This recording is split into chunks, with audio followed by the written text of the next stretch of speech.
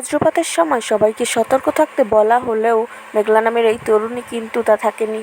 শরীয়তপুর পৌর শহরে বৃষ্টির সময় ছাদে গিয়ে বৃষ্টিতে ভিজে টিকটক ভিডিও বানানোর সময় বজ্রপাতে আহত হয়েছেন মেঘলা নামে এক তরুণী। তিনি শরীয়তপুর সরকারি হাসপাতালে চিকিৎসাধীন। মঙ্গলবার বিকেলে পৌর শহর সংলগ্ন জেলা মুক্তিযোদ্ধা কমপ্লেক্সের ছাদে এ ঘটনাটি ঘটে। আহত মেঘলা শরীয়তপুর সদর উপজেলার চিতলিয়া ইউনিয়নের চিতুলিয়া গ্রামের বাসিন্দা। তিনি শরীয়তপুর ইসলামী চক্ষু হাসপাতালে আয়া হিসেবে কর্মরত রয়েছেন। হাসপাতালটির পরিচালক মোহাম্মদ মোস্তফা কামাল বলেন, আমার 2 স্টাফ বৃষ্টিতে ভিজে ভিডিও বানাতে গিয়ে বজ্রপাতে একজন আহত হয়ে সদর হাসপাতালে চিকিৎসাধীন। চিকিৎসক বলেছেন, মেঘলার বড় দুর্ঘটনার আশঙ্কা নেই। তারপরও আমি সবাইকে বলবো, এখন বৃষ্টির সময় এ ধরনের ভিডিও করা এবং বৃষ্টিতে না ভেজাই উত্তম। এতে বড় দুর্ঘটনার সম্ভাবনা রয়েছে।